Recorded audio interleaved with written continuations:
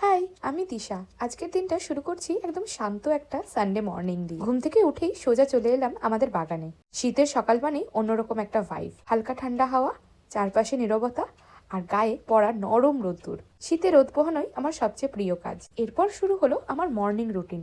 Brush করে ভালো করে গুড ভাইবসের ডিট্যান ফেস ওয়াশ দিয়ে মুখটা ধুয়ে নিলাম।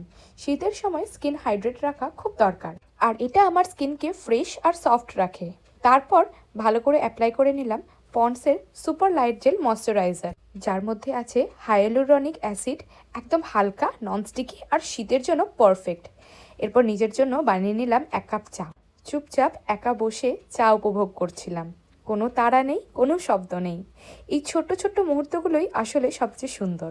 আবার বাগানে চলে এসেছিলাম, আর আমাদের বাগানেই ফুলগুলো খুব সুন্দর করে ফুটে উঠেছে। শীতের সকালে ওরা যেন আলাদা করেই হাসছে।